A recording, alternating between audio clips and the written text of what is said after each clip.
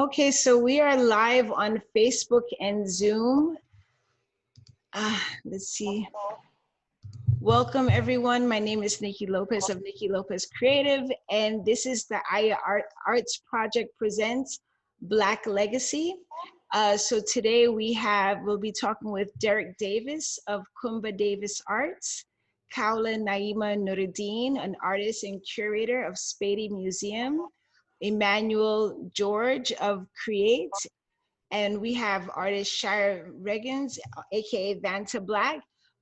She's a visual artist and activist, and also Khaulah and Chire's work will be a part of the Arts Project. So just a really quick note about the Arts Project. The Housing Authority and Atlantic Pacific is building an affordable housing unit for elders in the community in downtown Fort Lauderdale. And the Arts Project is a project that is looking to collect art from local artists, do a number of different types of collaborations, such as this one, and get specific arts that's going to be a permanent installation at that building for those elders. So tonight we have a couple people getting online on Facebook. Thank you, welcome. We're on Zoom and Facebook Live under Niki Lopez Creative. And just as an introduction, if everyone could introduce yourself, say your name, if you're affiliate with an organization, but just like a quick bio.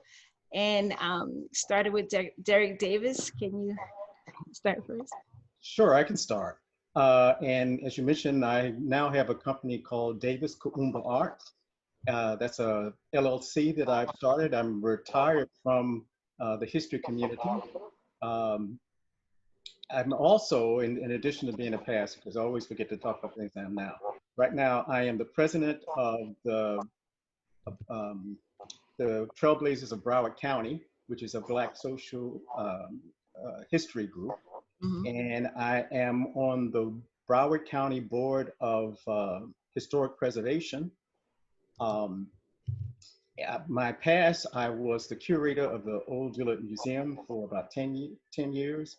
I was the head of exhibits and programs at the African American Research Library and Cultural Center for about 5 years. And I was the executive director of the Black Archives History and Research Foundation of South Florida for 9 years. And prior to that, my background is in journalism. So I've worked for some newspapers, the Miami Herald, the Miami Times. And I'm born here in South Florida, I was born in Miami. Awesome, awesome. Thank you so much. Chire, can you go next? So, can you hear me? Yes. Hey. So, my name is Chire, aka Vanta Black. I am a visual artist, a mother, an activist. I serve on a subcommittee of the CRB, the Community Relations Board, here in Miami-Dade County. It's called the Criminal Justice and Law Enforcement Committee. I've been on that committee for about 3 or 4 years. I'm also a teaching artist at the Perez Art Museum, Miami. And I'm looking forward to the conversation today. Awesome, thank you. And Khaulah? Sorry, I had myself muted. My name is Khaulah Naima Nuruddin. I am an artist. That's my first passion, but I also am an educator, which is my second passion. And well, I have many passions, so let's not rank them. But I work at the Spady Museum. Sorry? Okay. At the Spady Museum in Delray Beach, I serve as the exhibitions manager, and it is a Black History museum. So, we do a lot of work to, expose historical truths, as well as collect current history. Awesome. I think that's sufficient. Awesome. Thank you for being here. And Emmanuel? Hey everybody, how y'all doing? Emmanuel George. I am the founder of Create, which is a Black artist collective in Broward County by local Black artists in Broward County.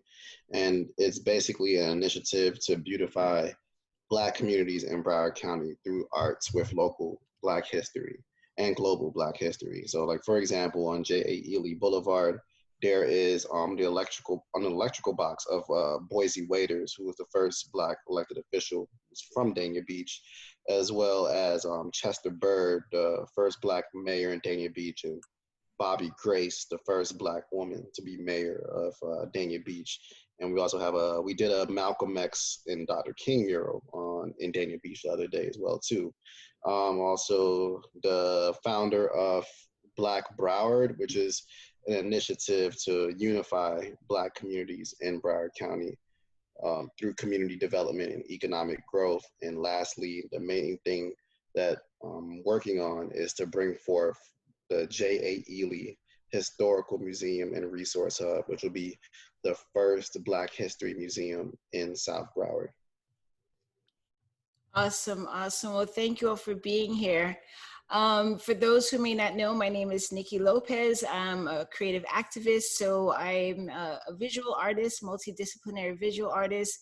I'm also a cultural programmer, social practitioner, and I'm collaborating with the Housing Authority, Scott Strawbridge, Atlantic Pacific to bring about this program, ayaartsproject, where we're hoping to not only get significant amount of local artists of diverse backgrounds into this building for this affordable housing for the elders, but also to have a few conversations and community dialogues.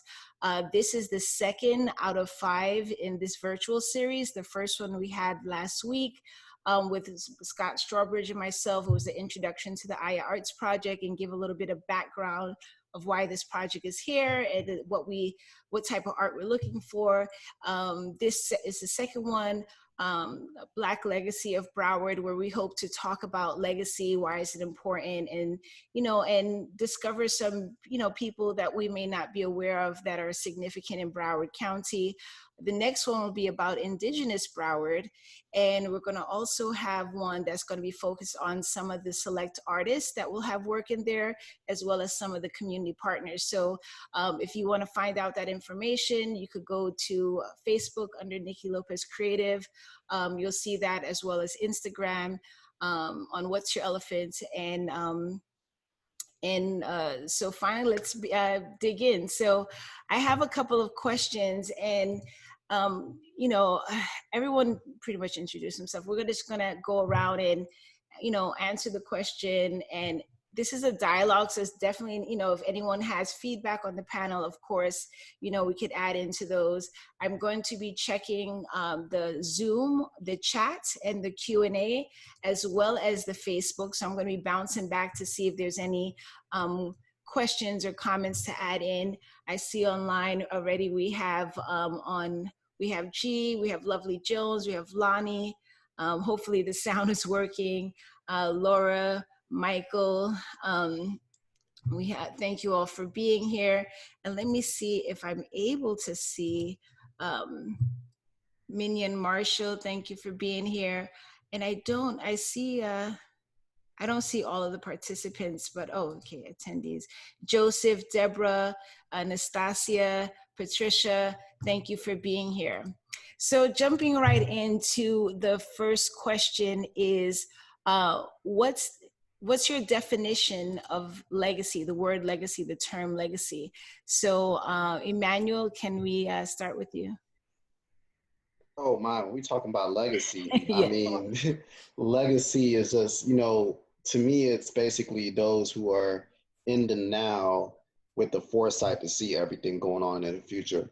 For me, I like my mission for a museum in South Broward. When we think about South Broward's Black history, like we're thinking about a legacy that is oftentimes overlooked when you compare it to Fort Lauderdale's Black history, or Pompano and Overtown and these areas.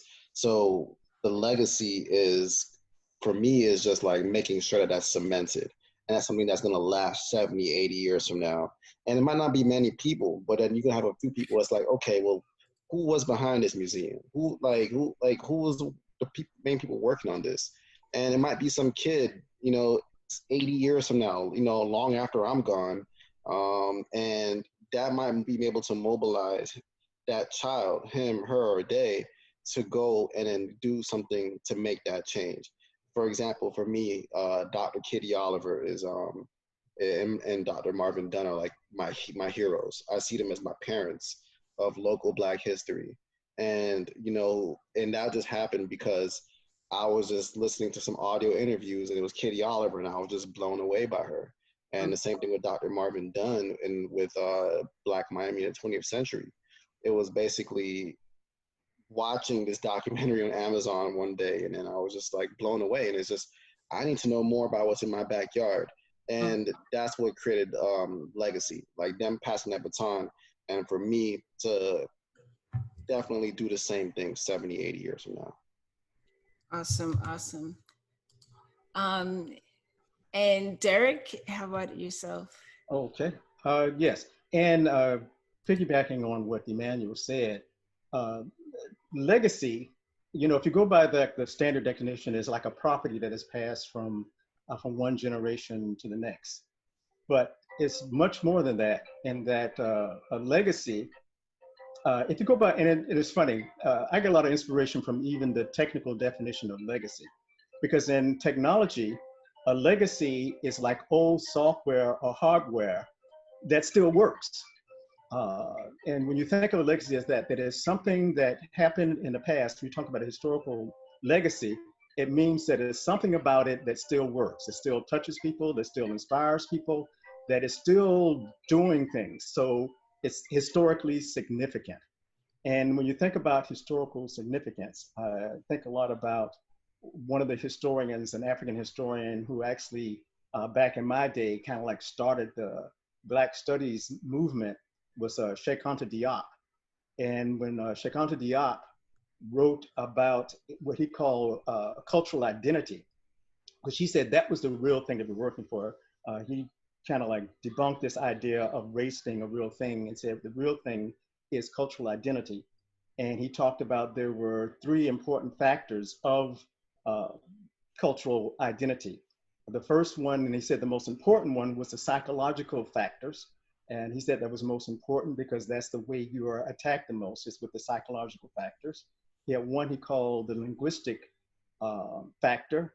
And linguistic went beyond the way we just say talking, but linguistic was also the way we communicate with each other. So you could be speaking different languages, but he believed that a culture had a way of connecting, communicating with each other in special ways. So for him, linguistic could have been dance, could have been movement, just the way to connect it. But the top one he had was the historical factor. And when he talked about the historical factor, he said it is the historical factor, which he said is the glue. That's what holds people together, that they have some history behind them that connects. So he talked about history as being that connecting element, because when you got a history, it means that you're a part. It's like you're being ancestors. You're connected in some way. So that's what I think of when I think of a legacy. Awesome, thank you, thank you. And Shire, jumping into the visual arts. Yeah, so as a visual artist and a mother, my idea of legacy is what I leave behind. And in deciding what to focus on in my work, I think about what I'm saying and what I'm leaving behind and what people are going to say about this work. So that's why I try to always be purposeful and intent and create with intention, with a direct intention, because I want to say something and I also want to leave something behind. And I want this reflection of me to be carried on by my children also. So I really think about that when I create, And, you know, we talked about this before, like our good sister Nina Simone said, an artist has a moral responsibility to reflect the times. So I always think about that in conjunction with legacy in creation of my work and as a parent. Awesome. Thank you.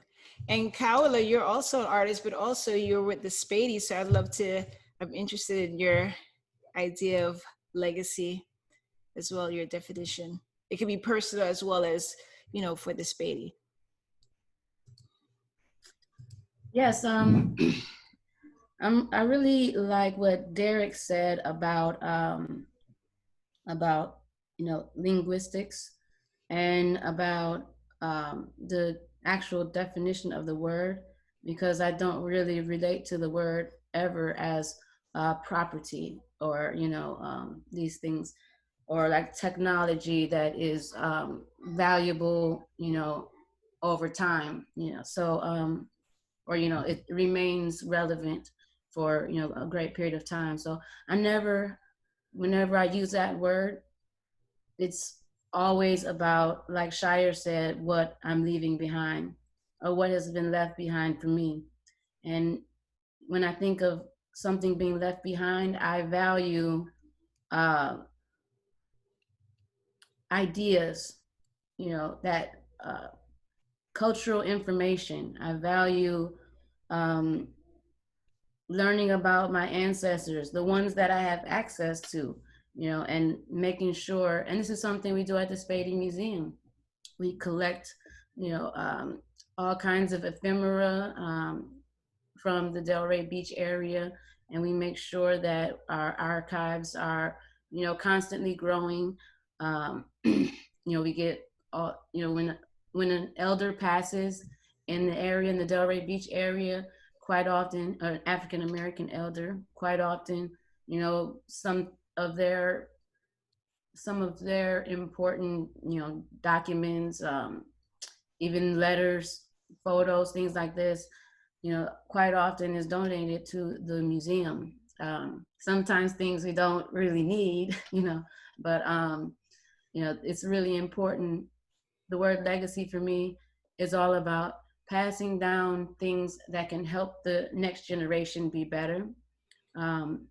So like Shire with her child, her children, I don't know how many there are, but, people, two, two, maybe. So, and then I have nieces and nephews, and, you know, the goal is to always make each generation better than the one previous. And, that's what I try to do in my relationships with my family. And that's what I hope that I do in my art practice. Speak about, the present, and, visually speak about the present, and make sure that concerns I have about making, the world a better place, whether or not you think that's even possible, the concerns I have for that, I make sure I, include that in my visual art practice. And at the Spady Museum, as the exhibitions manager, whenever I'm curating, I make sure I try to bring in younger people younger than me or newer to curatorial process. Make sure that we keep legacy can also be shared right now with people who are on your same plane. It's not always about passing something down from one generation to another. So I think it's really about sharing information. It's about knowledge. It's about loving on who we are now and trying to just be better about communal loving and unity, all these things. So I think I've hit my major points. Okay. I think we got to everyone. So, okay, so I'll start with Emmanuel. How do we create legacy, or what's your opinion on creating legacy? Or it could be an example of how you create legacy. Okay, I can give you an example.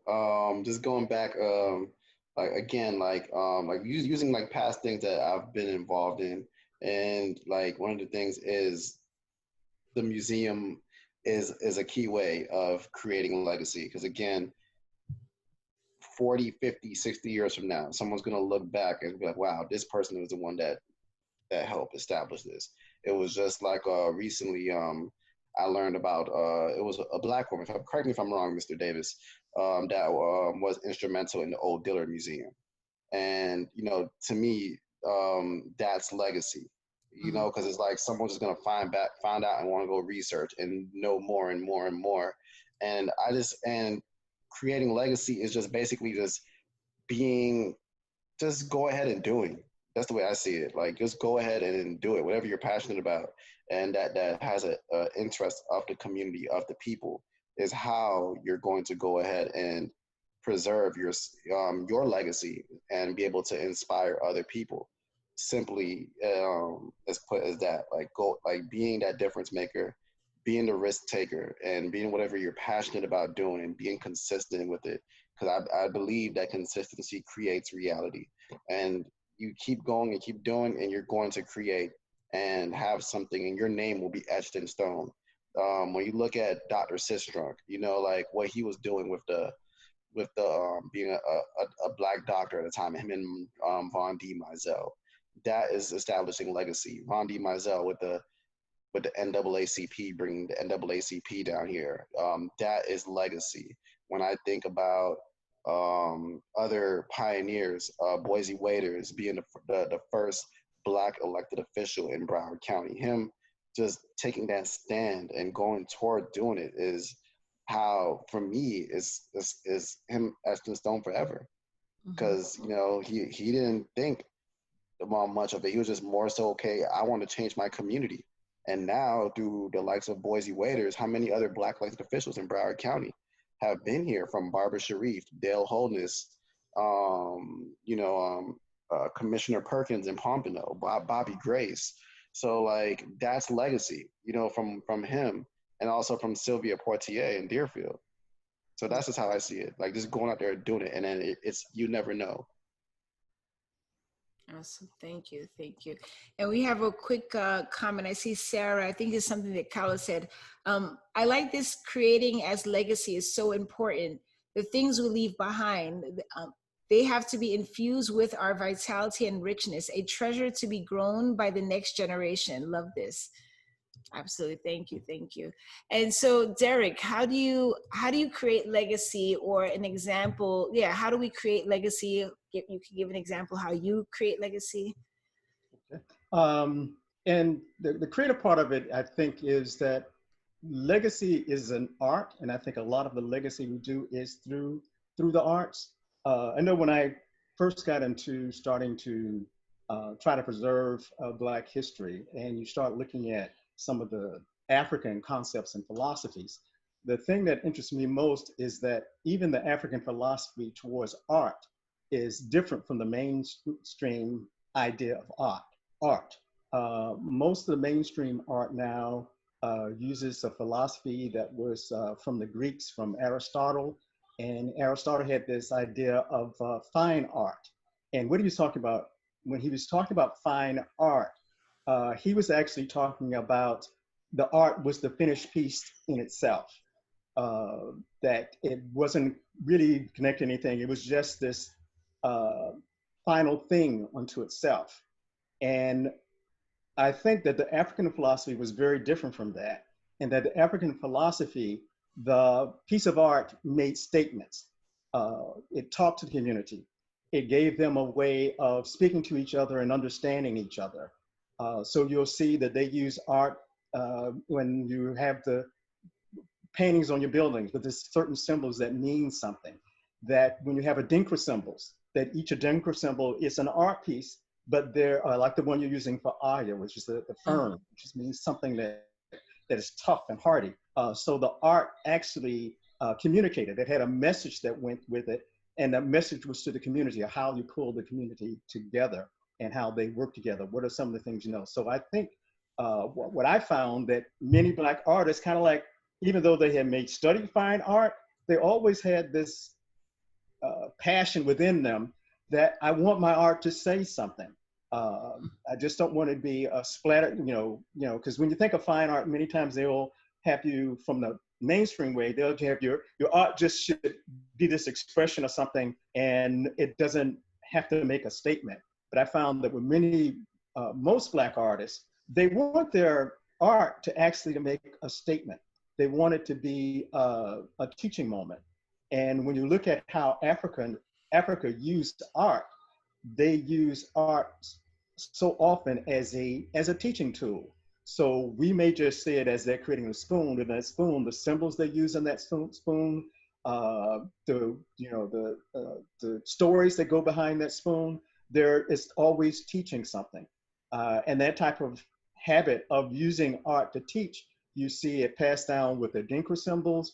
You'll see with the quilting patterns, the underground quilting patterns, because I know a lot of people try to say, one time they were trying to say the underground quilting patterns were some type of code map that you would use to get away.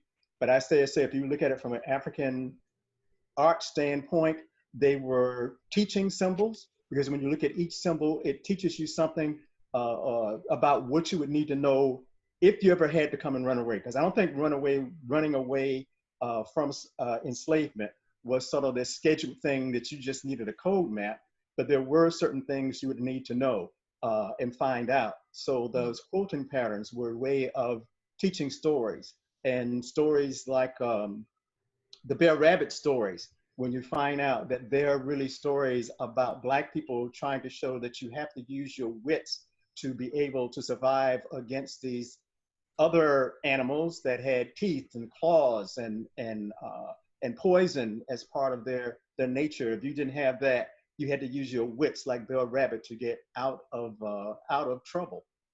So I think when you're talking about creating legacy, I think that is what art is about.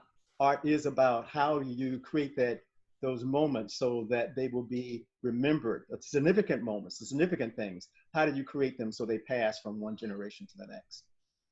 Mm-hmm. Mm-hmm. And then before I go on, I have Minion is saying, also in African art, you have generations of artisans working on a mask, for example. Yes. And the mask has meaning, because we look at them. One time I did a display of masks, and I really talked about that their masks are really taken out of context when we put them up as art pieces, because most of the masks in Africa were actually a part of a whole ceremony. So there's like a whole ceremony behind that mask that they were trying to. It was part of a story that they were giving and passing it on down from generation to generation. So it wasn't just a mask. To me, the mask was like saying, I'm going to take the glasses off of a person in a play and then say that that's art. That is art, but you need to know, what play did that come from? What was the play about? And when we're looking at those African masks, there's a whole play, there's a whole structure behind that mask that was made to try to teach something more than saying that, oh, this is just a mask. Awesome. Yes, thank you. And Khaulah, for you, how do you create legacy? It could be within your own artwork, as well as, how does Spady, like an example of how Spady creates legacy? Well, in my own artwork, I really love what Derek was just pointing out. In my own practice, I have to have some type of content that is meaningful, not just visually pleasing. Even though I try to make sure it's visually pleasing, everyone's aesthetic is different, but I don't make things for fun. And I do not make anything just for fun. And it might be part of my personality, but anything I create on any level, whether it's ceramics, painting, drawing, everything I make is about, it's got this educational element. And even if it's not to educate about specific practices, it's definitely going to at least be leading you to an understanding about some things that are going on in the world, or sharing the understanding and that or discussing a shared understanding about what's going on in our world. Um, and I'm speaking very specifically to the Black community. So that is what I do in my art practice. Um, and at the Spady Museum, something we do, we're always engaging all ages. So you know how quite often there are events where it's like no children allowed, things like this, or this is an adult event.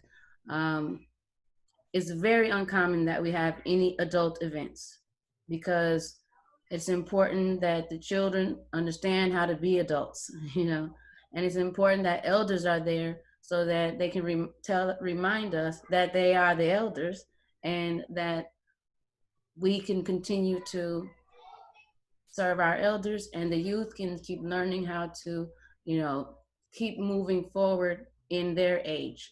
Um, and it's we sit down, have stories, we have book clubs where we discuss works that are relevant to the Black community, and talk about how there are quite often works written by people of color that have problematic content, and then why is that happening, things like this.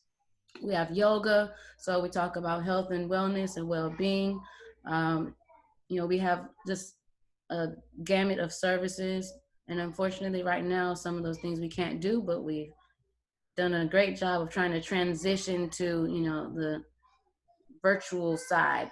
um, and of course, you can go to the Spady website to look at our calendar and all the things we, you know, do. And we also, and legacy is something else that is important when you talk about passing something down.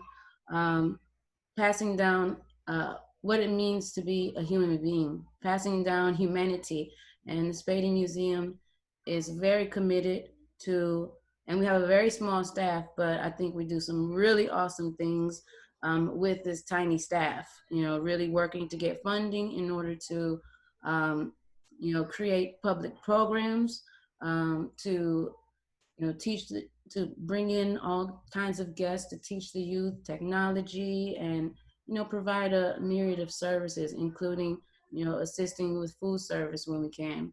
So, you know, that is something that the Spady does, you know, under the umbrella of legacy. Thank you, thank you. And Well, Shire, you're muted. So the question is, how do you create legacy? How do we create legacy? An example of how you create legacy. Well, well, let me talk about currently. Currently, I'm working on a memorial mural project entitled Say Their Names.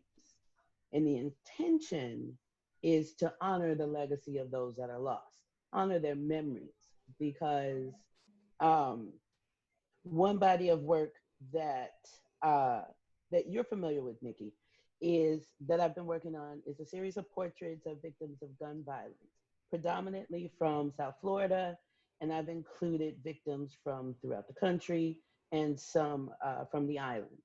So in building this project, understanding these stories, connecting to these families, one thing that is common amongst victims and their survivors is they feel like there's a part of their legacy that is lost. That when their loved ones are lost, their memories are gone, and people won't honor them the same way that they did. So I use that knowledge to inform how I honored the victims. So this is a message to the community. This is a message to anyone that's ever been touched by violence that that uh, that there are memories that won't be forgotten, and these names should be said and honored and remembered. And it's something that we should continue to do as a community through all different aspects of what we're good at. But this is what I'm good at, so this is the way that I choose to do it. is because any one of us can be touched by this type of tragedy, and I have been touched by it. So this is my way of saying that you were seen and heard. Mm. Awesome. Awesome. Beautiful. And if I didn't mention before, so Khaulah and Chire both have artwork that's going to be a part of the iArts program that's been selected. They have Khaulah has 4 pieces that she's putting into the space. And Chire is actually going to be making 3 portraits of 3 Black women that are significant to Broward County. So part of this conversation is also to kind of get some creative juices flowing for Chire and to see who she's gonna come up with and make a portrait. So I'm really excited about that. And I think it's a really nice way to kind of come about a piece, having that art and community and dialogue and history and all that kind of intertwined. So yes, I'm looking forward to, Mignon said beautiful. And I see we had I thought it was a question, but Nastasia, Dylan was saying that she agreed with a point that Derek was making. We also have a couple people, Zipra, we have Katiana, who's also an artist that's going to be making a piece for the project. Ari Henry is saying, good day, beautiful people. So we have quite a bit of people. And if you're on Facebook, please like the video, share it with people, tag some people. This is a great conversation. Everyone here is amazing people in the community as well as artists. And so definitely share that word. So the next thing I'm going to ask is, what are some challenges or an opportunity in creating legacy, in particular Black legacy? And start off with Derek. I was mute, sorry. Okay. The challenges are many. And because like I said, one of the challenges I think is that we always compare it to the mainstream. And the mainstream has that different look of what even is art. And so I found many Black artists who are coming out when they're creating these things, they have this pull of, do I just try to keep doing this thing that the mainstream society calls art, or do I actually follow this passion within me where I want my art to actually say something? So there's a challenge there to find out, because one of the great things I think about studying African philosophy, and Cheikh Anta Diop said that studying Egyptian philosophy, is you'll find out that those concepts behind those societies are some of the concepts that we still have in ourselves. When we think of, especially talking about ancient Egyptians, that they started the writing system, well, their writing system actually started not as a way to write down symbols to talk to one another. They started off as a holy script, a way to talk with the divine. That's why it's called hieroglyphics. Hieroglyphics means like holy writing. And so there was a way to actually to talk to the divine or express things about divinity in the things that you were making as art, but making it so that the community could actually remember some of those things. So I think that same process of when we're talking about African art and how it was used to remember people of the past who had done something that you wanted to carry on from one generation to the other. And I think someone was talking about how they would have an artist from one generation to the next generation who was working on that. There was a beautiful exhibit that was put up by at the African American Research Library that I always remember by Mbo Babaka, and it was called Genofoli. And Genofoli was this African concept that when it's like the spirit of the art, that when a person creates something, that a part of their spirit goes into that, that it becomes a part of that thing. And that's why many times they had special people who created art, because you wanted that person to have enough spirit within him or her that they would be putting a worthwhile spirit in the piece that they created. So it has this idea of this spiritual concept of what was actually going into the art. And that's why, like you said, in ancient Egypt, that they had these scribes, that they would train to be able to use these symbols to create things forward. Or in Africa, you'll find that a lot of times the people that are creating the art are the Babaluas, the priests and the priestesses. They're creating the art because there is a spirit that they feel that must be put into everything so that when the next person interacts with it, they not just see that, but they actually pick up the spirit of the person who made it. Mm. I think Yeah. Yeah. That was a lot. Awesome. Khaulah, how about yourself? What do you see as some challenges or opportunities in creating legacy, in particular Black legacy? I think some challenges, you're talking about in the arts or in general?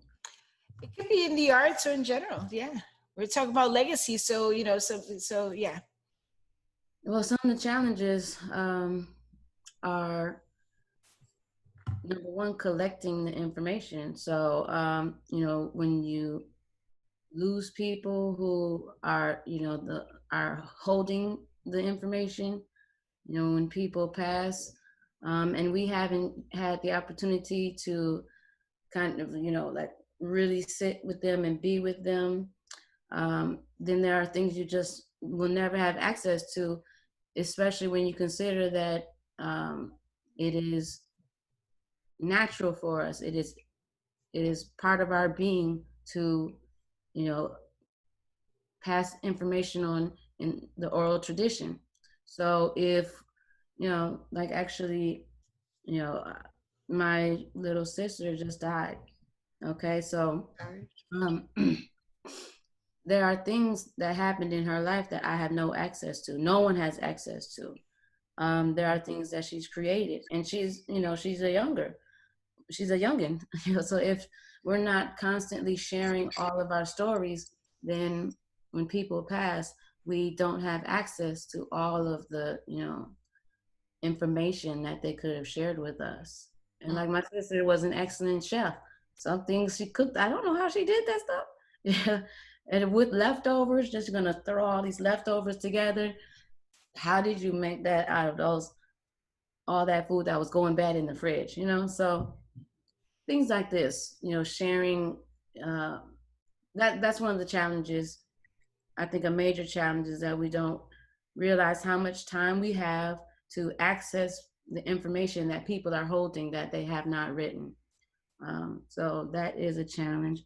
And in the arts, well, there are many challenges that can hold us back, but we're a very creative people. So, we figure it out. That's what we We do. gonna figure some shit out. Yeah. We figure it out, but access to materials can be a setback, can hold you back. But I'm gonna go get my materials. I'm gonna find what I need. But there are some things, like if I wanted to do some metal work, and I felt like this piece needs to be welded or something like that. If I don't have access to that, that can be really that can hinder the process. It can hinder the progress you can make in all the things that an artist might have in their mind to create. But then you'll figure it out somehow, because that's what we do. In addition, the problem is, especially for African Americans, but the African diaspora, the problem that I find is that I can only go so far in my familial history, in my family tree. At some point, I'm going to get to a stopping point. I can't go so far, and that's that can be problematic when you need to compile all this information to share it in a very rich and dynamic way. Mm-hmm. Mm-hmm. Thank you. And Minion is saying, so sorry for your loss. So yes, absolutely, our condolences. But I thank you for being here. Chire, how about yourself? So I was thinking about what Mr. Derek said about how uh, Black artists tend to create. I'm sorry, I'm paraphrasing, but Black artists tend to say things and create with a purpose in their work, right? And one of the conversations that I have with a lot of other friends that are artists is how these ideas are perpetuated at certain institutions and discouraged at certain artistic institutions. And as somebody who went to an HBCU, go Rattlers, it was encouraged for me to say something, and that was always the challenge. What are you trying to say, and who are you trying to say it to, right? But at institutions that are PWIs, the motivation behind how artists are trained is very different. It's more of what's on trend, what can be sold, how can this be packaged, and how can you profit from this. If it's a message that cannot be profited from, you are discouraged from presenting that as a message. You should go elsewhere because that's not on trend. So I really value having that experience at a Black school. Also, one of the challenges that I face as an artist personally, and dealing specifically with portraiture, is channeling what I know about this person, who many times I don't, a lot of times I don't know the individuals that I do portraits of, channeling what I know about them and what I'm trying to say about them into this piece, right? And then hoping that the people that know this person see that in the work. That's always one of, it's something that always sits in the back of my mind, like, am I doing what I intend to do? And Mr. Derek was also talking about, spirits. Did you say spirits or memories being put into work? That is something that really drives me, because if I'm telling somebody's story and they can tell it to me, I try to put it into the work. And that I think that artists should really, really follow their intuition, like how you intuitively create versus how you're told to create.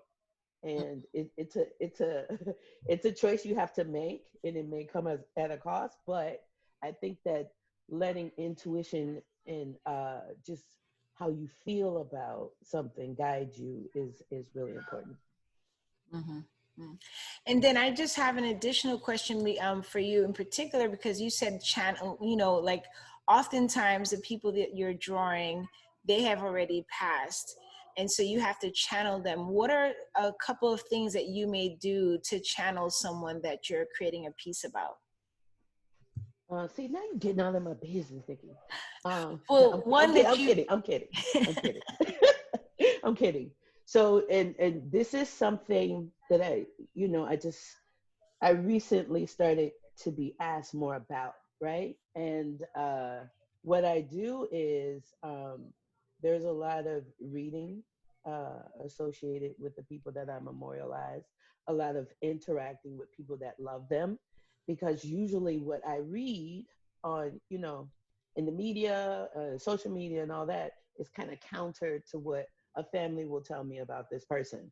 So I try to gather that information, and then I usually ask I ask this person who is no longer here to guide me. And what's so interesting is, one time I was working on a portrait.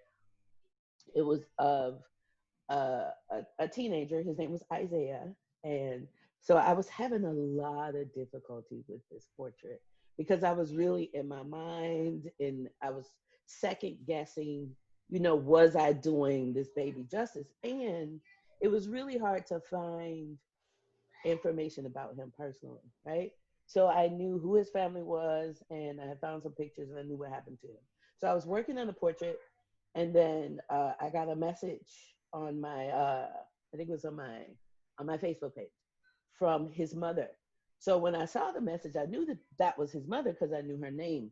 And so she was inquiring about seeing this body of work, and she didn't see her child.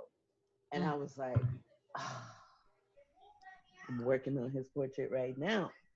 And so then, like, then we started to talk, and we built a really close relationship.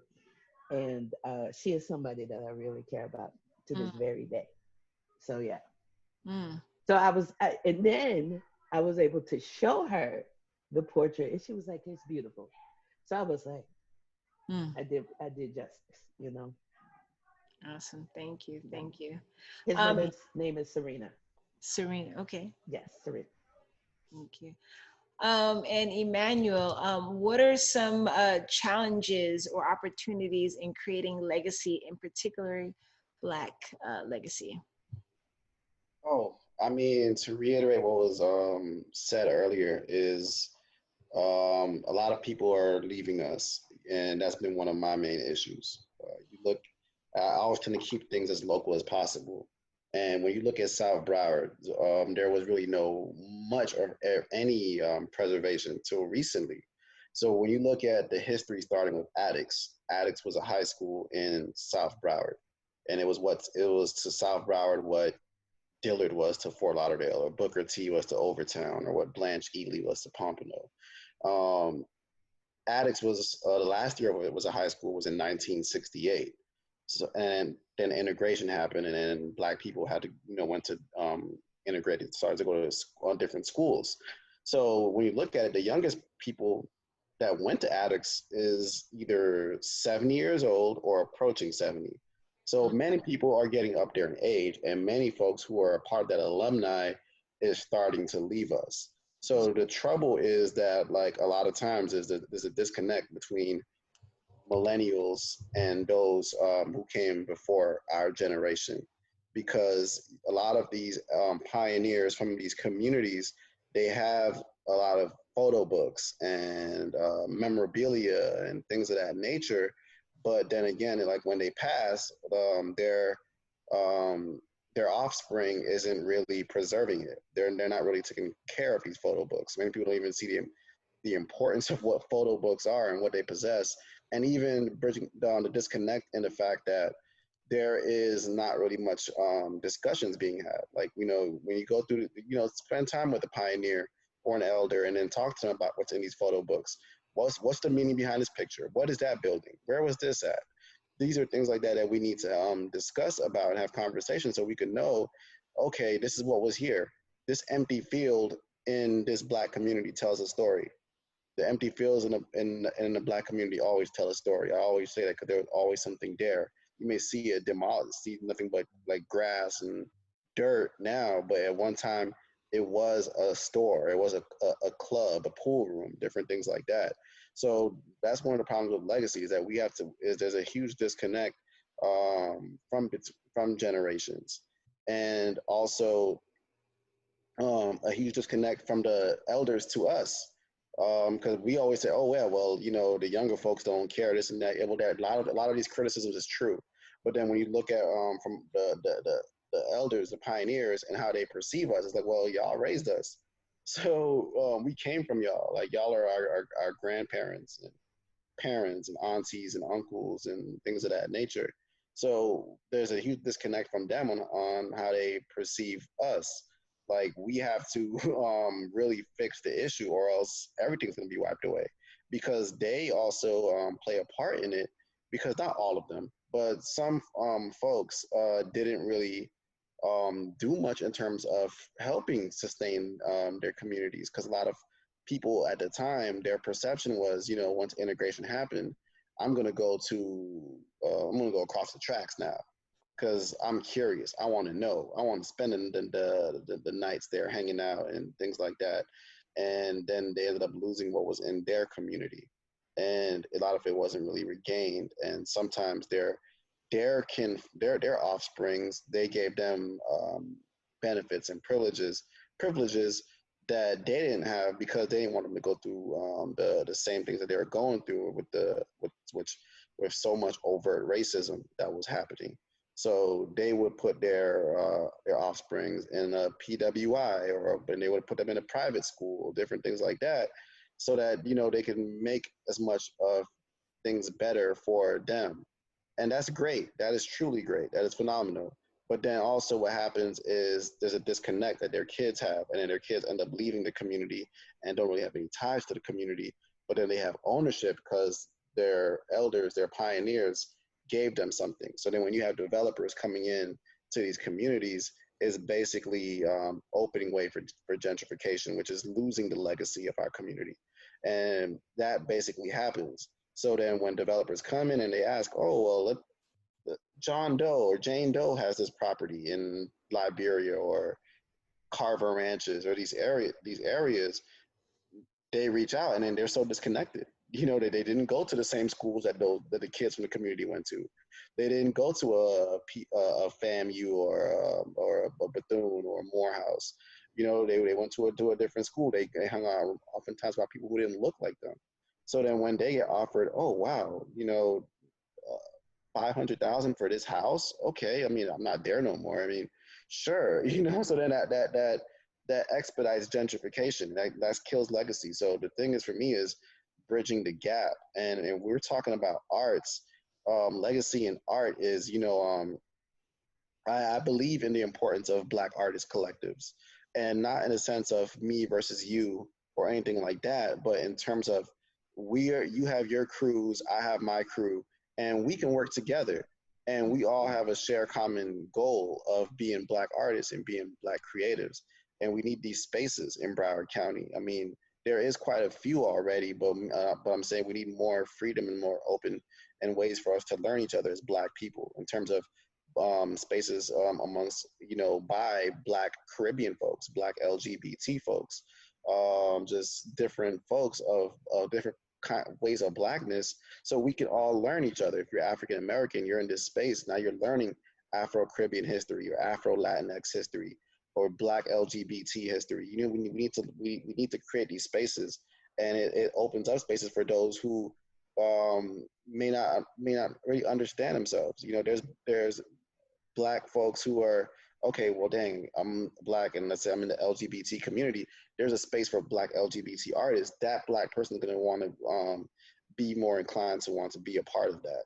So there needs to be more spaces, and that's what will create legacies. Because now you're birthing artists, you're birthing creatives. Absolutely, absolutely. Thank you for that. And I have a couple of comments and a couple of questions before I get back to mine. So here we have a fellow artist, Katiana, talking about Shire, said, your work is so personal and powerful, Shire. Your work is a movement, much needed. We also have Scott Strawbridge. Thanks for all this engaging and enlightening conversation. Absolutely. Thank you, Scott. And then we have a couple of comments. So we have Dylan says, when Khaulah mentioned lack of access, it struck a chord with me. When it comes to legacy, does anyone have some idea how we can help our communities gain access? So that's an open question for anyone who may have some commentary on that. I could say I think it's when it comes to access, I think it's basically for me, for my perspective, is identifying. There's so much talent here in Broward County of artists, filmmakers, just creatives in general, and just identifying. And I feel as if there's a few of us who identified, but then now we had to show the empirical evidence for that to show that, okay, public and private interests can invest, and then we could really build these platforms for us.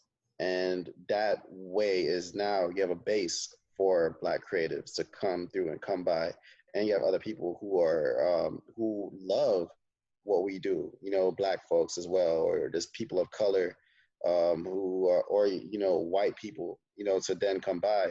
And I think that is a way to gain access, but we need that to show the empirical evidence first. Like, okay, we have all these artists, we have all these creatives. Now, this is what we can do with it. You know, this is what we did before. This is what Niki Lopez did in 2018. Now we need to showcase, like, okay, if you get back and then behind us, there could be 40 or 50 Niki Lopez's now. There's Niki Lopez's out there that who needs, you know, that big break. So I think it's just showcasing what can be done once it's showcased, that once we show what we have. So I say that's one of my outlooks. Thank So, right, E. I think that it depends on which spaces you're trying to get access to. As far as in visual art spaces, Niki is a great example of how you navigate a space and how you give others access to that space. And it's one of the things that I've always admired about Niki is that her willingness to support other Black creatives and share opportunities and just build a community, a squad of people, and everybody goes out and does the same thing. And I think that in other aspects of society, if that is the model, then we can get access. And then once you get inside a space, you know, leaving that door open so others can come through and you guide them through, not be, you know, the quote unquote gatekeeper because there's only space for one. Oh, and Niki, can I add something? Sure, absolutely. Because one of the things that I keep saying about the always the question between the economic impact that I probably shouldn't go to, but I'm going there. Racism to me is both expensive and wasteful. It's expensive because we have to pour a whole bunch of money in it to hold people back. And it's wasteful is because that money that you're using to hold people back could have been used to make something that was more productive. And that's something I think that we still haven't gotten mainstream America to see, that while they are spending a whole bunch of money to ghettoize people, to keep them somewhere, to not educate them or not support them, that they are actually holding back progress more than they are letting progress grow.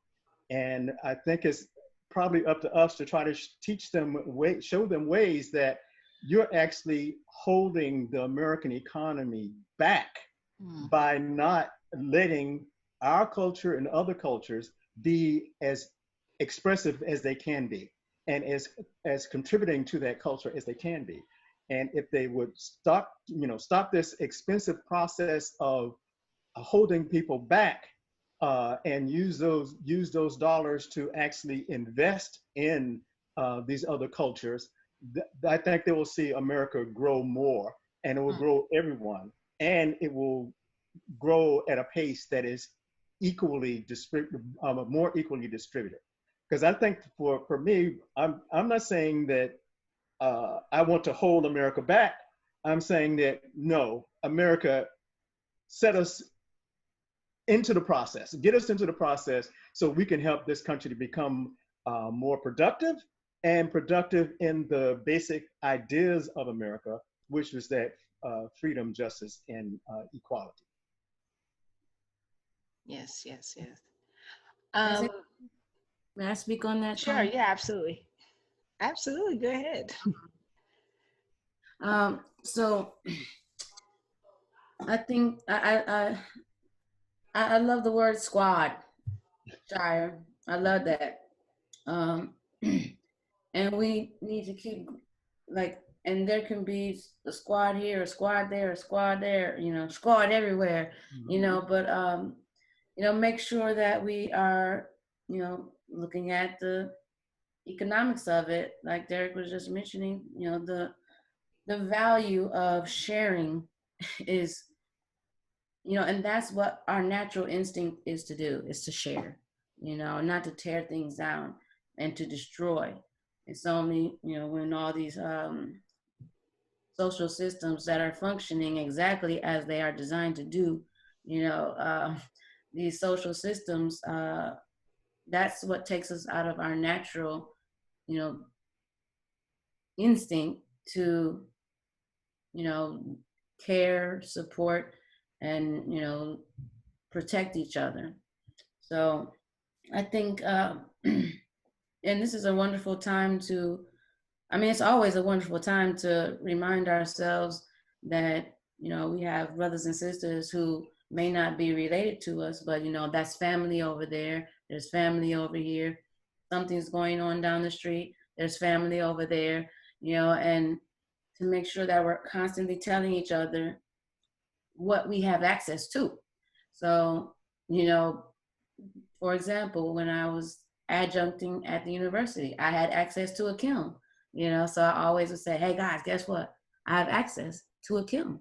You know, let me know if you want to fire something. They don't have to know that we did that, but, you know, let's take some access, you know, and let's share it. That's, you know, so if I met someone, or like my home is my studio. So if someone doesn't have space and I have space, guess what? I will share my space. You know, as long as you don't drop crumbs all over the floor, you know, I will share my space.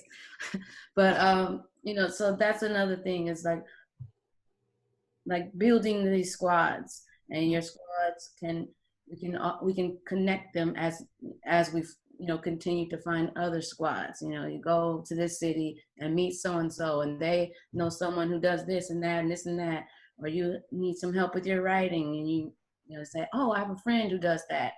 Just keep connecting yourself with others who are interested in connecting, and connecting that person with someone else. So just keep building our, you know, our Black networks, and making sure that we're always letting people know what we have access to, or, you know, connecting with people who do have access to, you know, something that we might not be, you know, able to provide or share. Absolutely. And let me see, we have a few comments. People were like really loving this answer, but Lonnie says sometimes the access is the creating the space for ourselves. Absolutely. She also said dismantling the gatekeeper archetype. Yes, yes. So that's definitely a big thing. And she also agreed with what Derek said. Racism is wasteful and expensive. A couple of people agreed with that. Kim said this is the time to make the changes necessary. Sarah also is like, yes, Derek agreed. Lonnie said Derek is the GOAT. Also, Lonnie said, once we get through the door, take it off the hinge. Absolutely. And I see Minion also is like, absolutely, Mr. Davis, diversity is good for the global economy. Absolutely. So I have I see a question from Thaddeus, our head coach for diversity and aquatics. And I see Derek put something in there, but I'll just throw it out there anyway, if anyone else has something else. Thaddeus asks, can you discuss or tell some of the history which created the Sunland Park pool, the Joseph C. Carter Park? So I know Derek had shared, there's a lot of history in the book, My Soul is a Witness, that was created by the Old Dillard Museum. That pool was made to keep Black children away from white pools. So I don't know if anyone has anything to add to that, or that's pretty, you know, for some may know, we had an incident at that particular pool, a racial incident that became a big thing. And this Sunday that just passed, we did a healing, restorative healing swimming at that pool. So to, you know that that pool was literally created to keep Black children from white children, and to be a Black person in the pool with everybody white and have a racial incident that, you know, involved the cops, of course, unnecessarily, was pretty traumatic. But the Diversity and Aquatics came in and we did a lot of work in there, and it was a beautiful thing. But yeah, I'm definitely interested in knowing more of that history. And so definitely look up the book. We also have, so Thaddeus, we have Pamela, who is on the board of the Old Dillard Foundation, said maybe there may be a way for Old Dillard Foundation to collaborate and assist. We could talk. So Pamela, if you don't have Thaddeus's number or vice versa, I could give you Thaddeus's number, because it's a pretty hot topic with a number of people right now, both locally and nationally, as the story has been growing. So we have that there. Okay, let me see. Oh, we also have Minion. She asked Minion Marshall.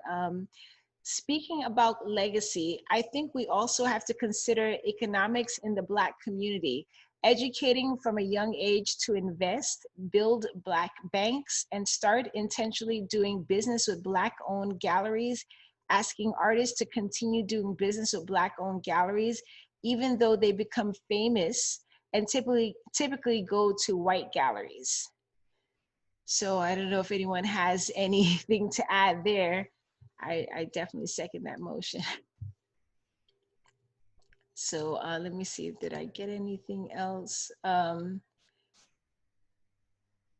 Thaddeus says, thank you, Brother Davis. I'll visit the museum and get a copy, or can I find it at the African American Research Library? The answer is yes. You can find it at the African American Research Library, because the museum is kind of hard to get in now. You might have a better opportunity, and I don't know if they have some now, because remember the Old Gillett Foundation is now out of what used to be the art house. That's where they are now. So, and I would add, Thaddeus, that G is actually also on the board for Old Gillett Foundation. So this just like all these things are just so connected. It's a beautiful thing. So yeah, Thaddeus, yeah, okay. So Pamela, I would definitely message you Thaddeus's phone number so we could get that information going. So I guess I know we talked about a couple of examples, but the next question is, can you give an example of Black legacy in Broward County? Some examples. So I'm gonna start with you, Khaulah. I know you're not Broward County, but you could give examples of Black legacy that that either you may know of or that the Spady deals with.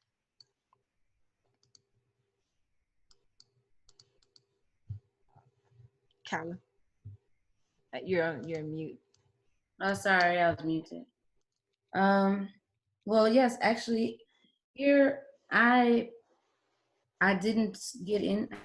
I don't have much personal knowledge of much Black history locally.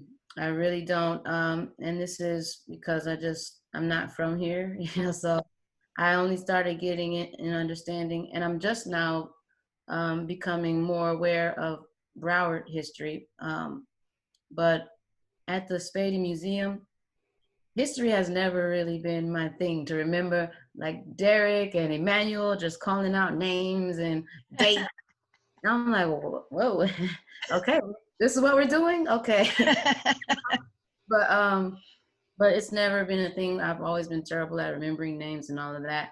But I'm a very visual person. That's no excuse for not remembering someone's name.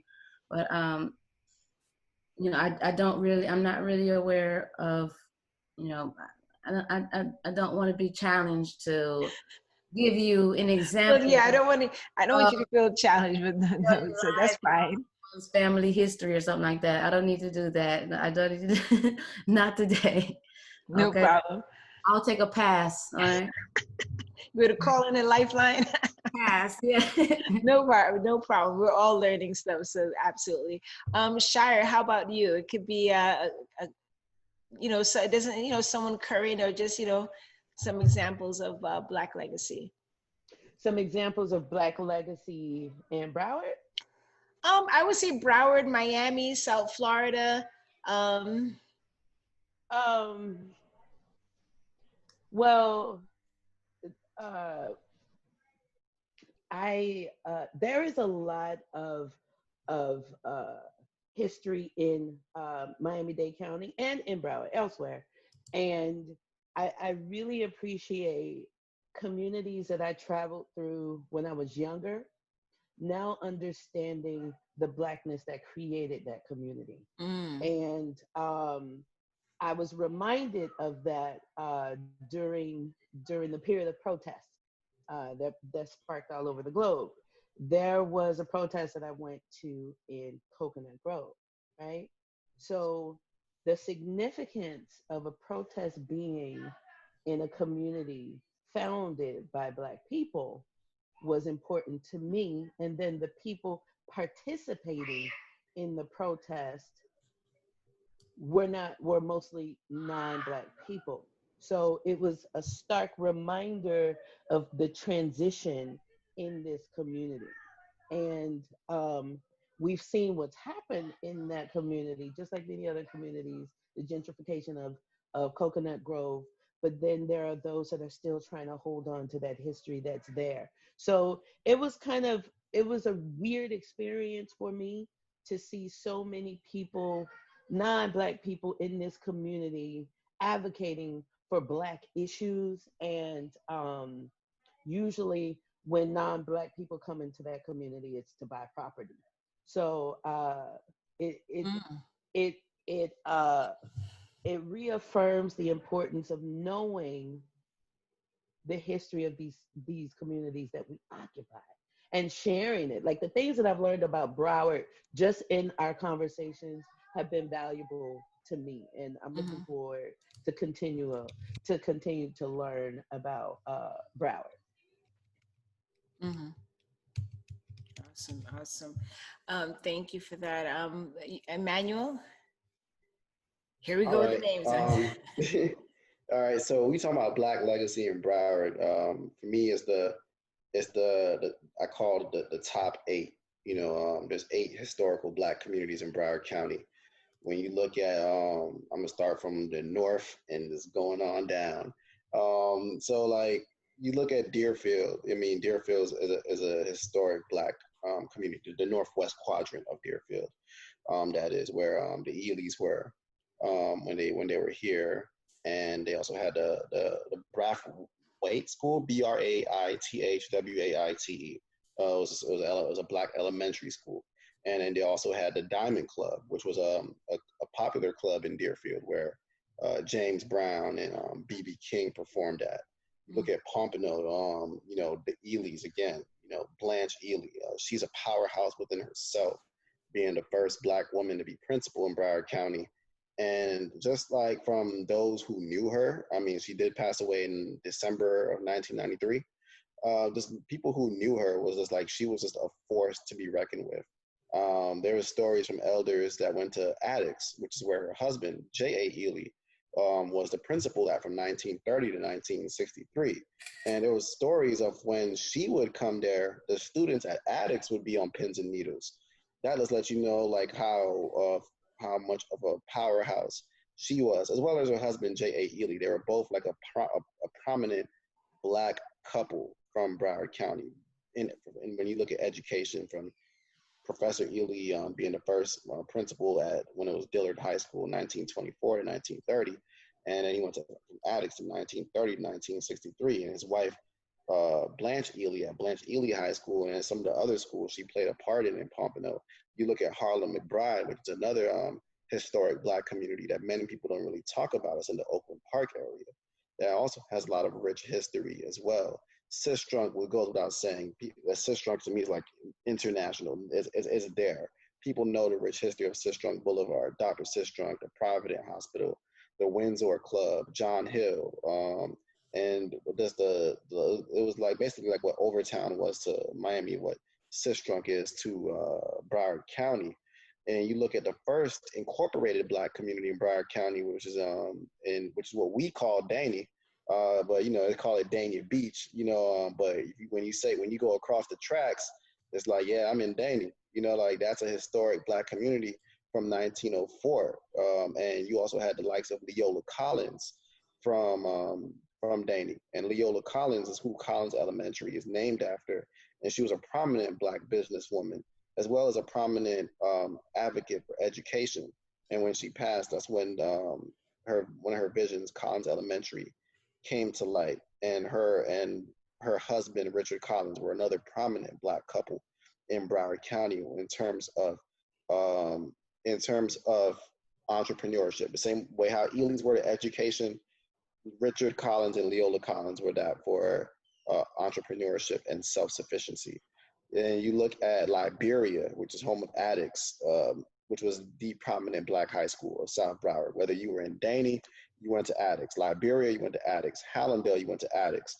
Carver Ranches, you went to attics. If you were in Oges, which is a historic community, which is now Aventura, black folks from Oges was even going to attics. And even there's some black folks in Davie that went to attics. And attics has a lot of rich black history. James Brown went to attics to speak to the children, you know, to hang out and talk to them. Jim Brown, who played for the Cleveland Browns as well, talked to the children at attics, and not about football, but just about Black is beautiful and different things of that nature. Eartha Kitt was at attics as well. Sam Cooke used to come around to Liberia and perform before he became the Sam Cooke that we know today. He's a performer at the churches back during that time. And going back to James Brown, his auntie stayed on Cody Street. Her name was, what they called her is Aunt Suge, stayed on Cody Street. So James Brown has actual descendants who are relatives of him who is still in Liberia. The Eubanks family is relatives to James Brown. Hallandale had the most popular nightclub at the time called the Palms. So the Palms in Hallandale was where Sam Cooke was at, James Brown was at. Jackie Wilson conceptualized the song "Dogging Around" at Hallandale in the Palms, because he was trying to talk to a woman from Hallandale that he was very interested in. He was pursuing her, but she had a boyfriend and she wasn't having it. She wasn't interested in him, and he was blown away because he's like, man, I'm Jackie Wilson. But she was still so much in love with her man. And that's when he made the song "Dogging Around." And the Palms was basically like the hot spot to go. People from Deerfield, from Palm Beach was all coming down to Hallandale from Overtown. They were all going to Hallandale to perform. And then you have the youngest of the bunch, which is Carver Ranches, which was established in 1941 and 1942. Can't remember which year it was. But that's another very affluent Black community where you had so many different folks from Miami coming over there, because it was two white men that owned the land where Carver Ranches was, and they were selling it to Black people to build up the area. And Pembroke Road was basically their Black business district. So Legacy in Broward County, I mean, you know, it's Blanche Ely, it's also Eula Johnson. You know, she was looked at as the Rosa Parks of Broward County, and being very important with Von D. Mizell in the desegregation of the beaches. And she's very, she was also a big time businesswoman. So when we talk about legacy, there's so much legacy, rich history in Broward County and Black Broward.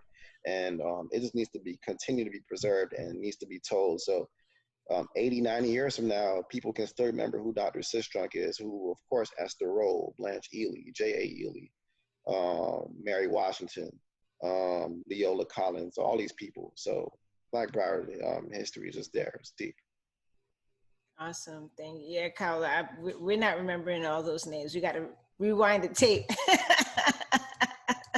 But that's why people like Derek and Emmanuel is so important, you know? So I'm really excited to have you all be a part of this and share that. So everybody got their lane. Derek, how about yourself? Well, first of all, I'd like to say to Khaulah, don't underestimate the value of on-the-job training.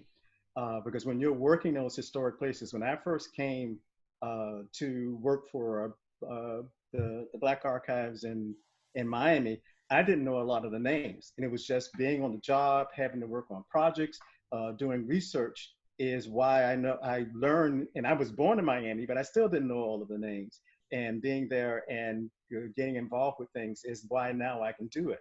But remember, I had been in a writer and a journalist for 20 years before I started picking up that history.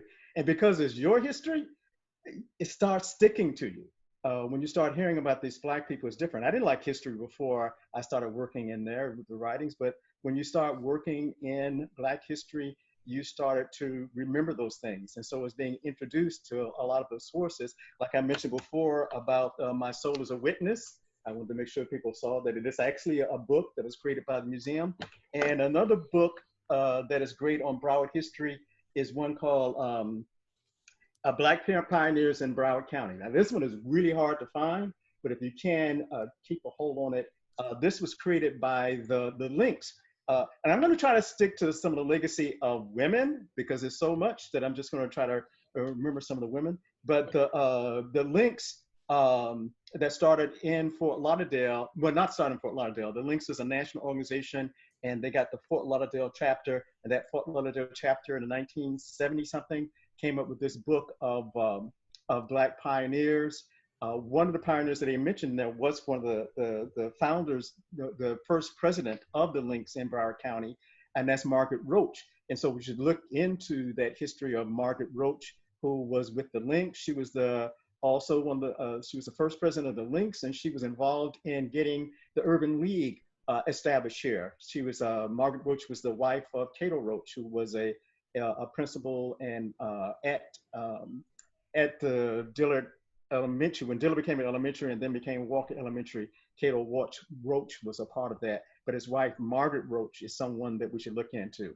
When we were talking earlier, and Emmanuel started with the North, again, one of the names that wasn't mentioned in the North that it always comes up is Sylvia Portier. She, was a name that should be remembered for. She was the first Black mayor of a city. She was the mayor of Deerfield and became a commissioner, had a lot of other things. So Sylvia Portier is a name. He mentioned Miss Ally. I think he mentioned Florence Ally. Now I can't remember or not.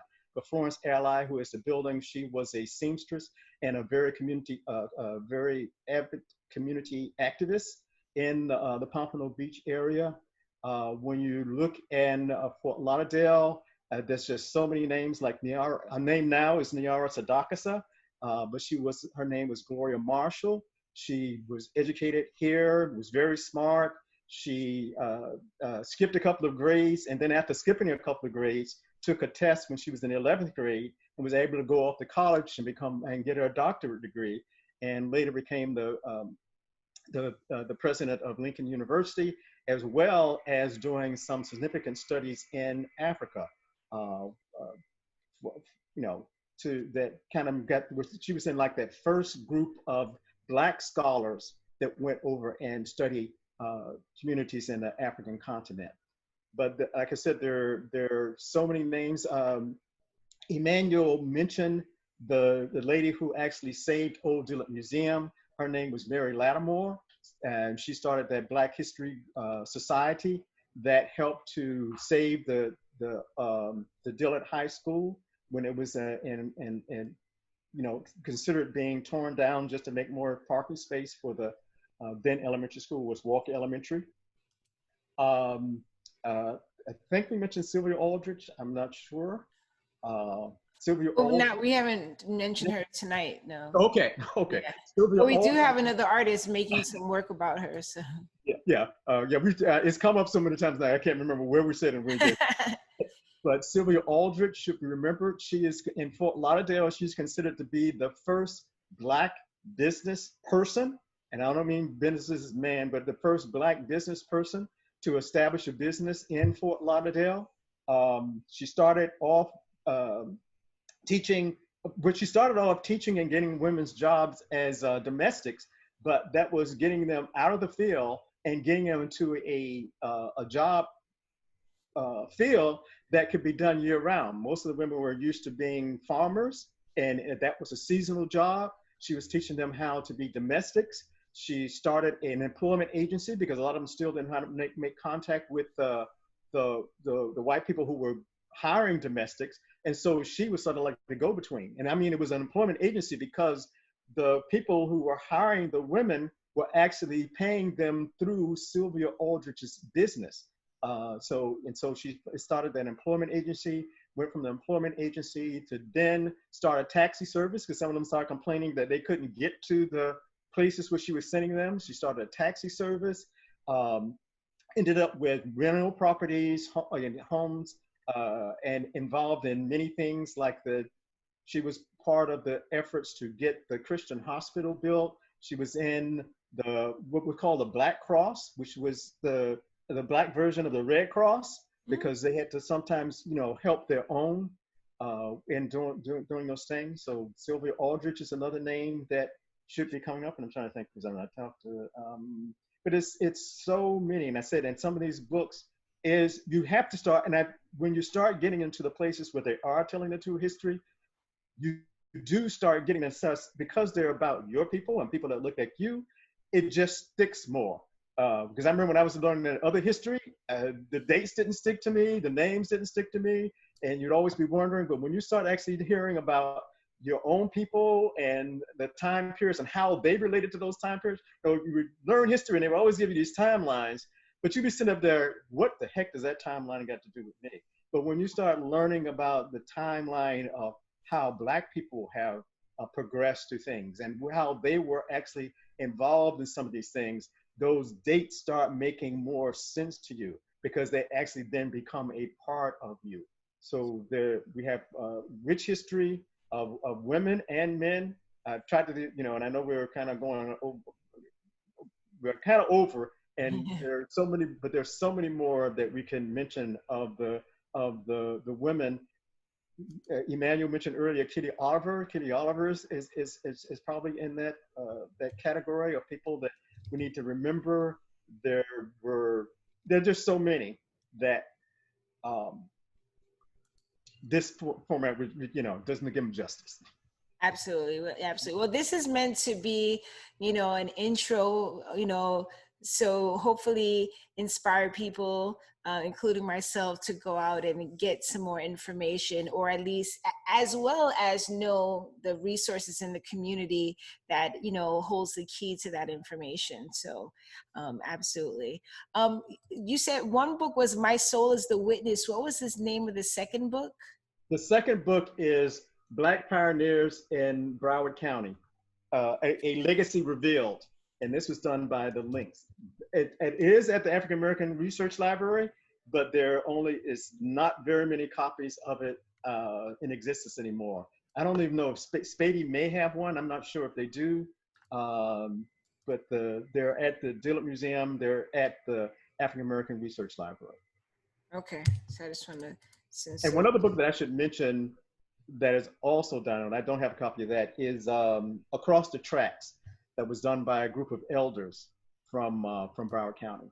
Those are three of the major ones. Well, when I say major ones, Kitty Oliver has one that's about Liberia, and it's another city that she has one on. And she has some books that are oral histories from her students. So there's something that works out there. Absolutely. Thank you, Derek. And Thaddeus says, thanks, Emmanuel. This was great telling of history of Broward. And Dylan has a question. Derek has a wealth of information. Is there a listing I can find some of this historical gold? So I know you gave us a couple of books. So I don't know if there's an additional listing or is that, a good place to start? That they are a good place to start. And a listing. I know I've been doing some things with the Pompano Blanche Ely House Museum. Mm-hmm. In fact, Emmanuel and I just did a conversation, and we talked about some of the things in those conversations. Before that, I did one on Blanche Ely, and something I haven't talked about is that I've actually started, one of my pet projects now is to start a series of graphic novels that talk about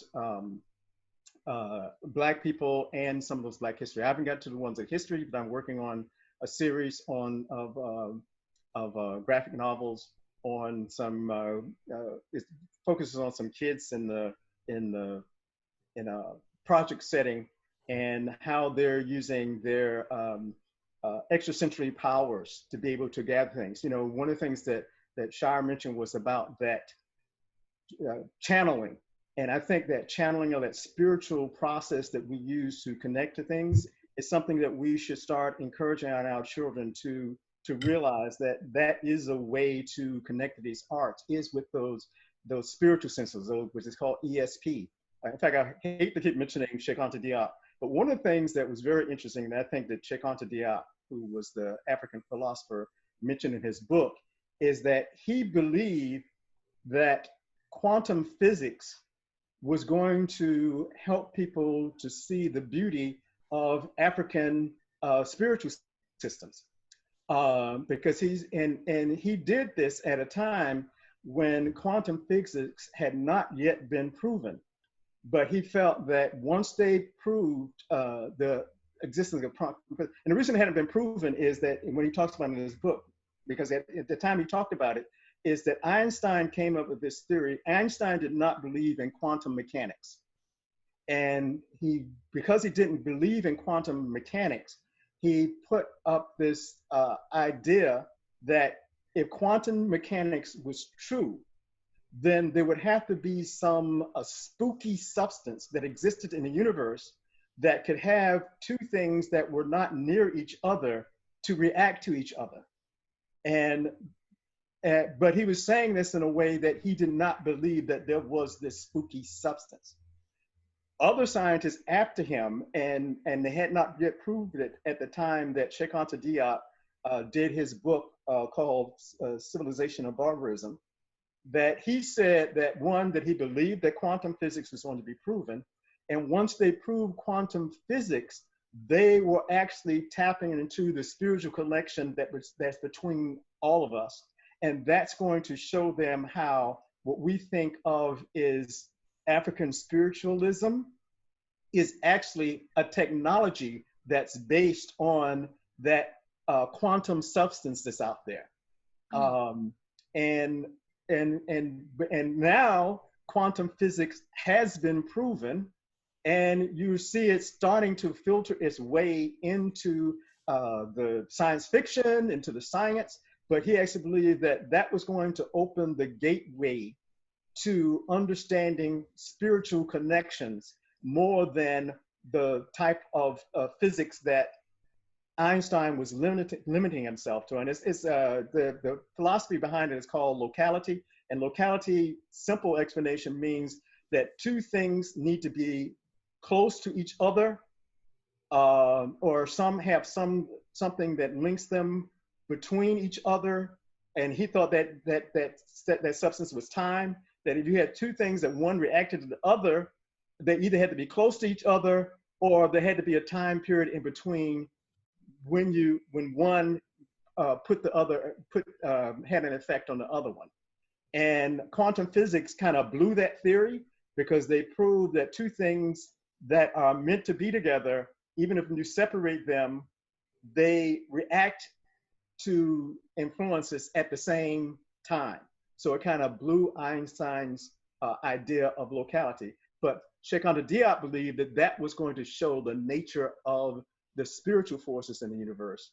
And that was going to help to get people to understand some of the spiritual, what Africans call the spiritual technologies that they were using to develop all the sciences and the arts that they developed. Thank you, thank you. That was awesome. And we have Katiana saying, thank you, Emmanuel George and Derek Davis, for sharing all that information with us. I need to invest more in knowing local history. Yes. Absolutely. Well, I think that's, why these type of conversations, and like Emmanuel said earlier, we need more spaces of these, because this is exactly why this conversation is so important, that you get to share it. Someone else says, hey, I want to learn more. And we have the artists drawing it, different people using whatever their, skill sets, their lanes, to record that, to share it, to honor, to do all that. So, thanks again for everyone on here, both the panelists as well as the live audience. So final question, and I guess I'll make it a 2 because I know we've, I was saying 6:30, 7:30, but I kind of felt like with all these powerhouses, I don't know about that. So, I'd love to have this again another time, timing, space, and everyone willing. Loving the conversation. So, and Laura Nightingale said, we all need to learn more of this history. Absolutely. And it should be in the schools. It should be in the books. The schools should, the local children need to know about it. they know the history of people on the other side of the world, and which is great, you know, but if they're going to learn about the history of other people on the other side of the world, they should also know their local history, especially history, you know, of people that looks like them, you know, and that are not them. So all of that is necessary. So the final question is, what inspires your connection to legacy? You know, why do you create it? Why do you learn it? Why do you share it? And as well as, where can people find you? So Shire, I guess I'll start with you. Okay. What inspires me to create a legacy? Is that the question? Yeah. So I think that I was born an artist. I didn't become an artist later in life, and some people do, and that's okay. But I think that I was born to do what I do. I was born to create. I was born to tell stories, and these were, just things that were nurtured as I matured. Right, the abilities were nurtured, and I think that I respond to questions that I have. What can I do about this that's going on? I respond through my work.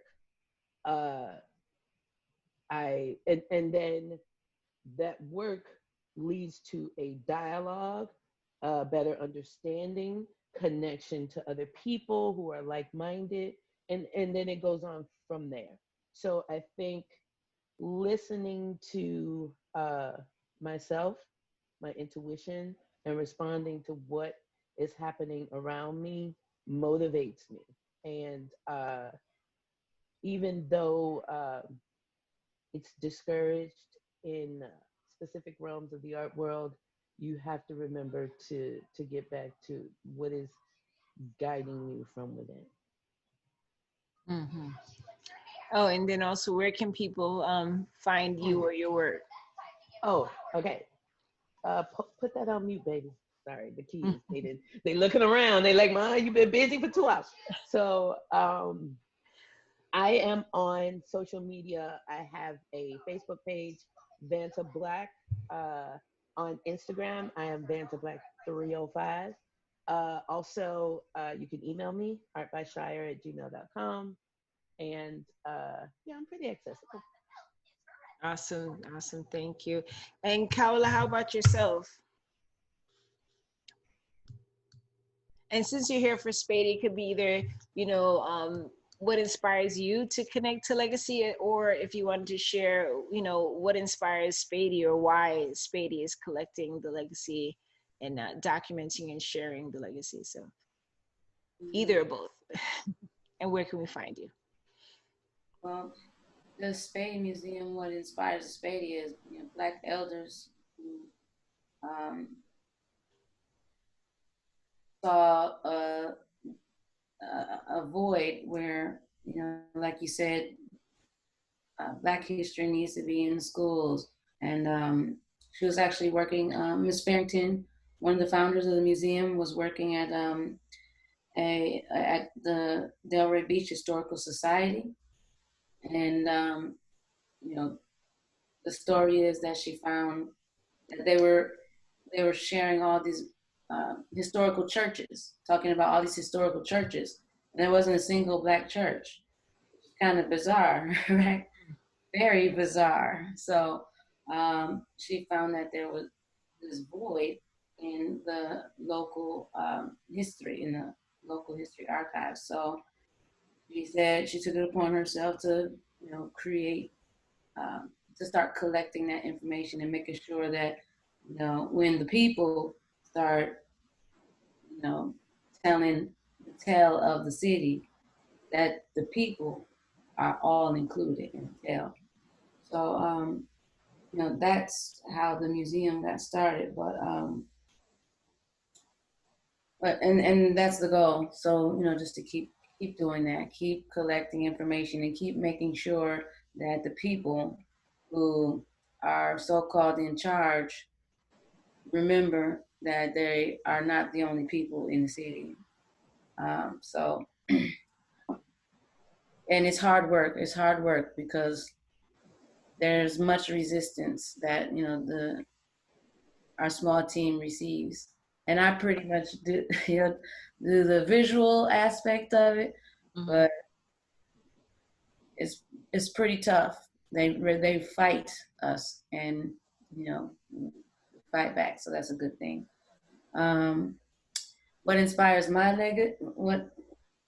What's the question? What inspires you, your connection to legacy, whether it's creating it, recording it, what inspires you to and which is really a wonderful thing to be part of this project. And I know Katiana's has been watching this. I don't know if she's still around, and Shire, and others who are part of this project. So thank you, Niki, for bringing me on. And I know the others you have selected are going to do some awesome things.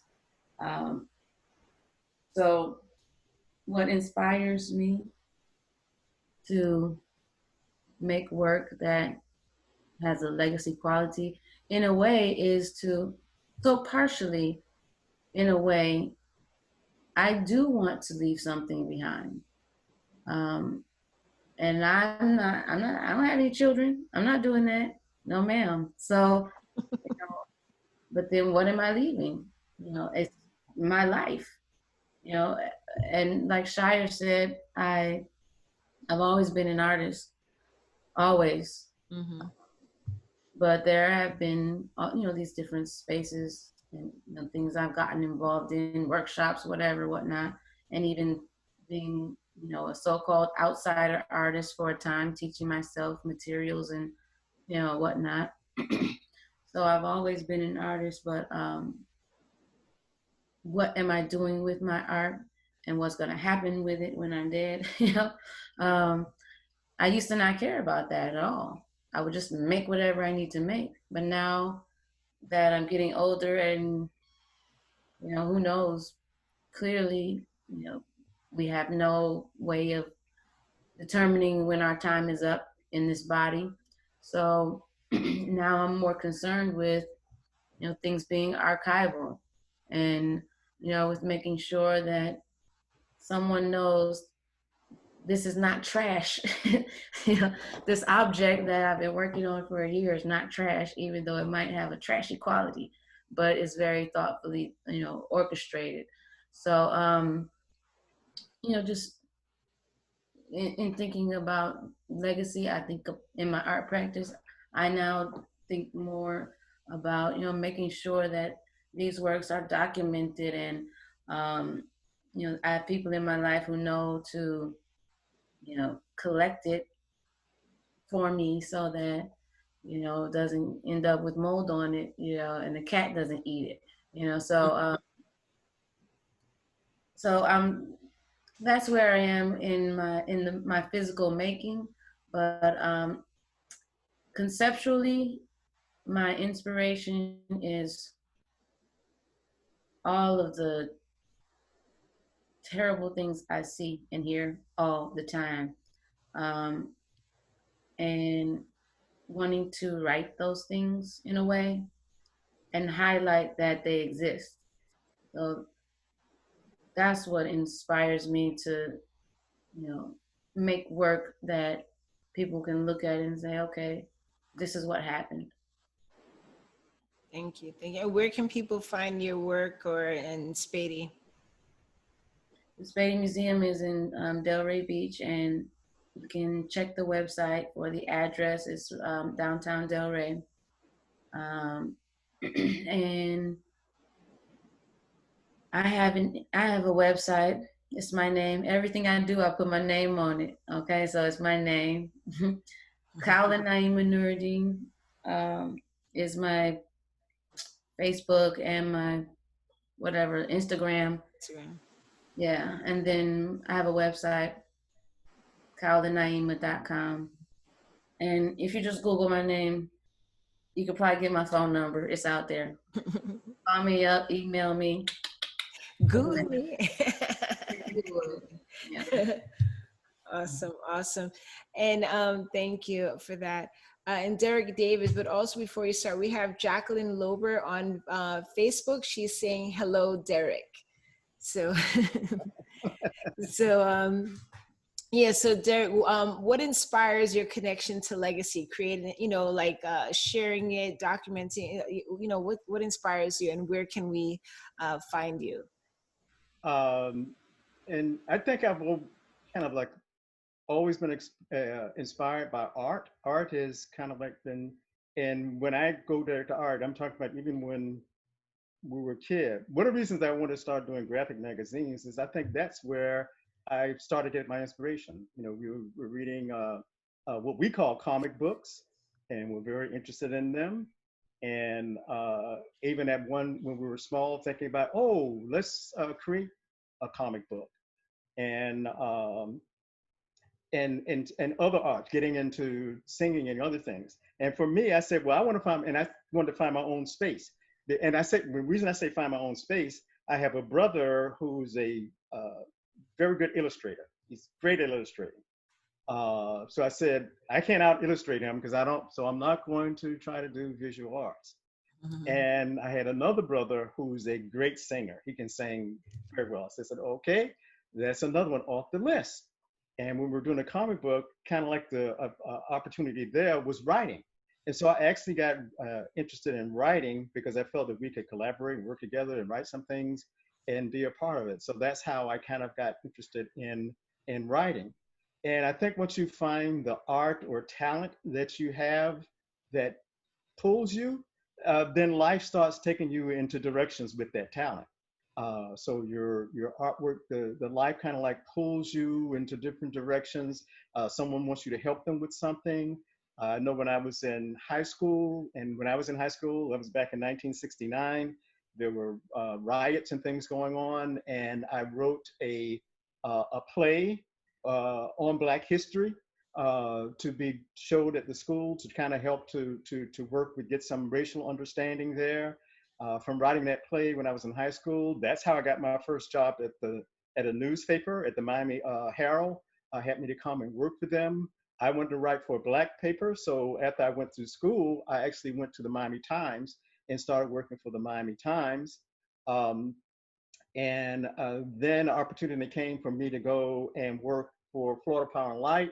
So, and as I was going to, the great thing about Florida Power and Light, it was taking me kind of out of my field, but because it was a large company, it introduced me to so many things, to computer technology, to creating exhibits, to writing all types of programs as far as video and other things.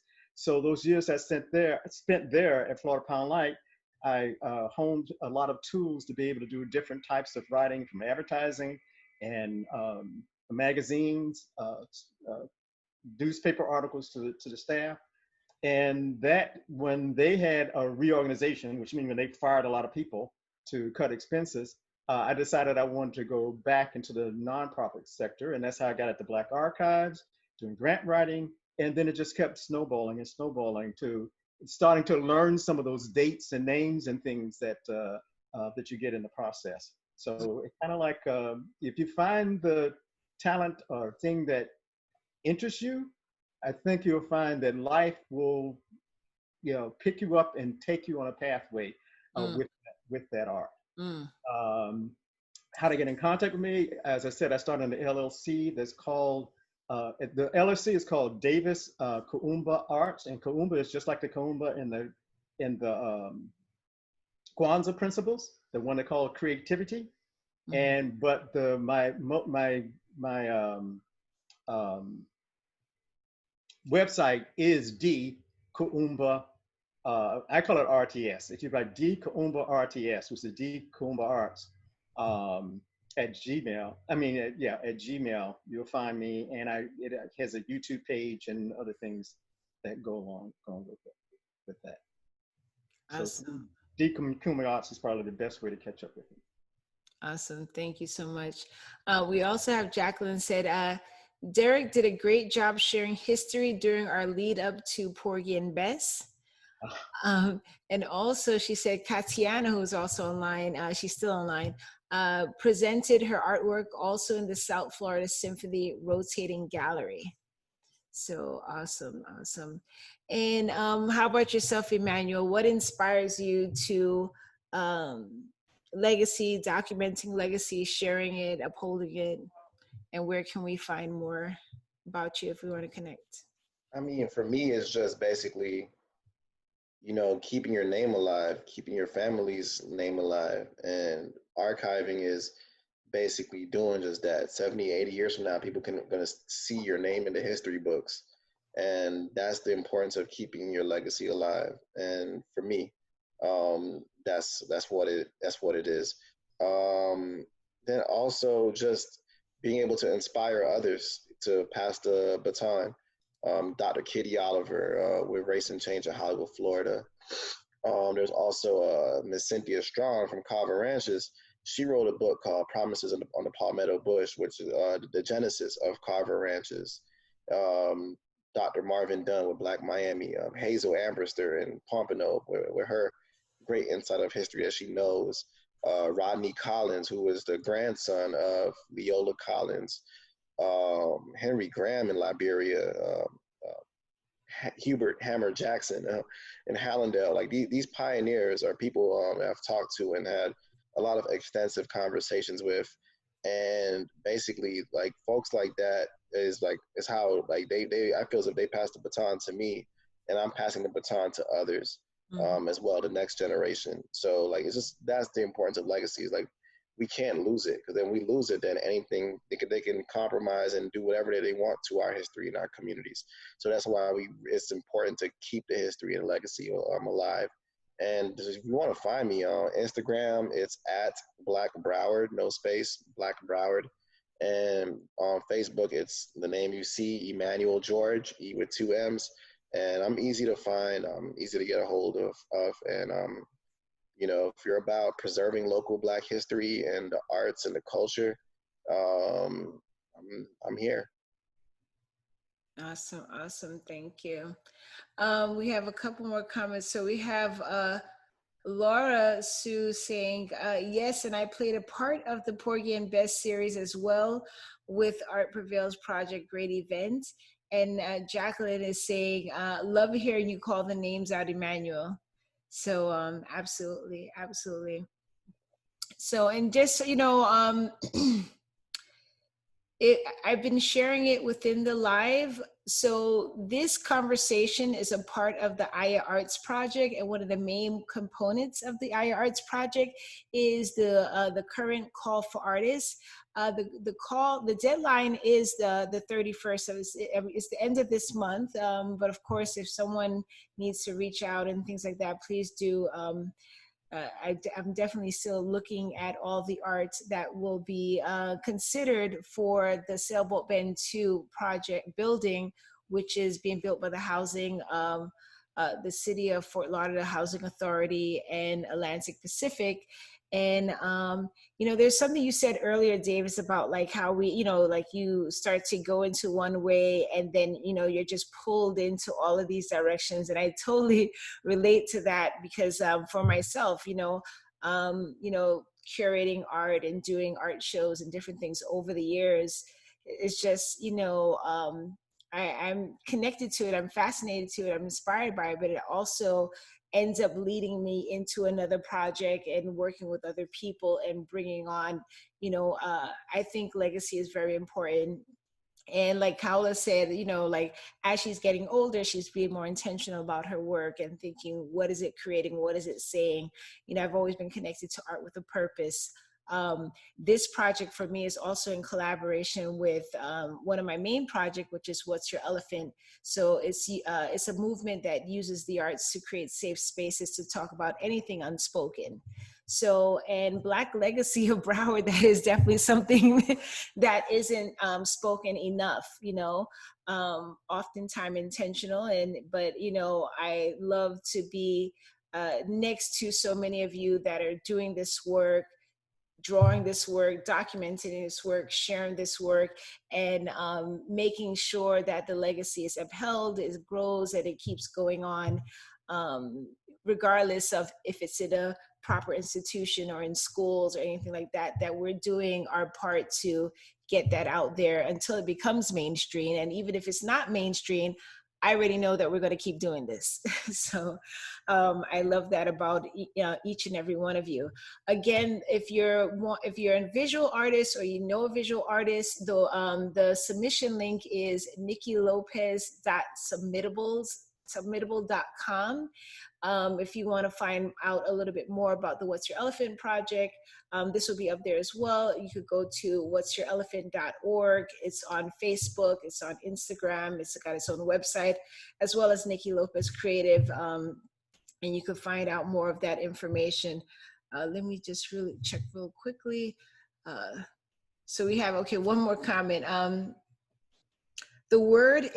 Jacqueline, the world in South Florida can be very small. Back in the 80s, I served with Dr. Marvin Dunn at Beach High to address race wars in '73. The project was called CHIC, Cultural Human Interactions Committee.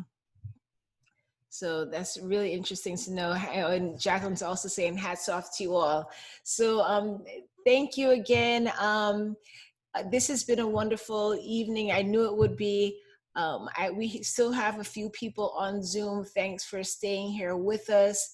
We have some people on Facebook under Niki Lopez Creative. Thank you so much. For those who are going to watch the replay, thank you so much. And don't forget to share this. The next conversation will be August 12th. They're also, each of the virtual conversations will be on a Wednesday starting at 6:30. That one is going to be about the Indigenous legacy of Broward. We're still confirming some people that's going to be on the panel with that, but definitely stay tuned. If you go to Facebook, if you go to Instagram, if you look up the hashtag for the ayaartsproject or Niki Lopez Presents, you can find that information. So any final words before we wrap up? Okay, so thank you all again for being here. Derek, Emmanuel, Shire, Khaulah, thank you so much for joining me and having this conversation. It couldn't happen without each and every one of you, and I'm just really excited to be here and be a part of this, and that you all are a part of this with me. So have a good night, everyone. Thank you, Niki. You're welcome. Bye. Bye.